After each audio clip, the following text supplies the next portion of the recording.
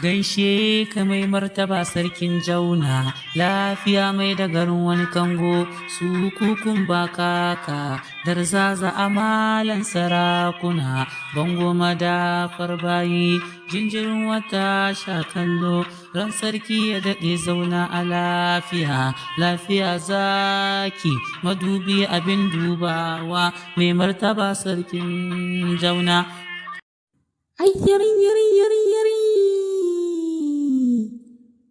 Zan sarki ya daɗe Alhaji Muhammadu Dube, mai martaba sarkin jauna, tafkawa lafiya takawa sannu a lafiya, zauna daidai da ƙarfin Allah sarki. Ranka ya daɗe ga munan amsa kira gare ka, Allah ya ƙara ma lafiya mai martaba sarkin jauna. Madalla da kulawar ku gare mu, jakadiya da sarkin dogarai. Muna godiya matuƙa da yabawa, dalilin da ya sa muka aika a kirawo ku shine ku sanar da dukkan ahalina cewa ranar Asabar mai zuwa da misalin ƙarfe 5 na yamma ina son ganin su a turakar nan mai. Insha Allah ranka da kai shafan ka je isha. Insha Allah godiya muke ka huta lafiya ranka ya daɗe, na barka lafiya, takawa lafiya. Lallai ne ban na zama ba. Ranar da muke tsoron zuwansa mai martaba ya fitar da shi, amma ina ji a jikina cewa ni da Yarima Riyad zan haɗa mu aure, domin duk faɗin wannan masarautar babu wanda bai san da soyayyar mu ba, hatta shi mai martaba da mai babban ɗaki sun san da wannan soyayyar da ke tsakanina da Yarima Riyad. Allah ya wuce zuciyar ki Gimbiya Nimra, tabbas Yarima Riyad naki ne, domin da shi kika dace. Ki kwantar da hankalinki, domin na tabbatar mai martaba sarki ba za ya juya muku baya ba. Ki gafurce ni ranka ya daɗe idan furucin da na yi ya ɓata miki rai. Allah ya wuce zuciyarki, bar mace alkyabban mata. Muna godiya Talatuwa da ƙarfin biyu da kike yi a koda yaushe. Muna godiya. Za ki iya tafiya. Ki ce wace kadiya ta kawo min ƙwaryar nakiya in kin fita. Na gode.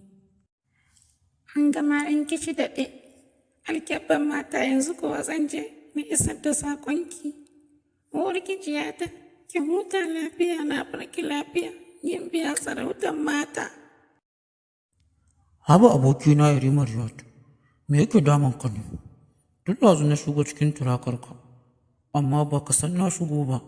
Yana da kyau ka kwantar da hankalinka Yarima Riyad, domin da yardan Allah in mai martaba ya tashi haɗakar aure zai haɗa ka da masoyiyarka Gimbiya Nimra, domin kowa ya san soyayyar da ke tsakaninku. Ka daina sa damuwa a ranka abokina, ba ma haka ba, ka san ban taɓa sanin labarin masarautarku ba da kuma yadda soyayyarku ya samu asali kai da Gimbiya, don haka ka yi don Allah ka bani labarin masarautarku in ji labarin yadda soyayyarku ta kafo da kai da Gimbiya Nimra. Na gode. Maganar ka gaskiya ce, Yarima Ahmad. Yanzu ko zan baka tarihi tun daga farko har zuwa yanzu.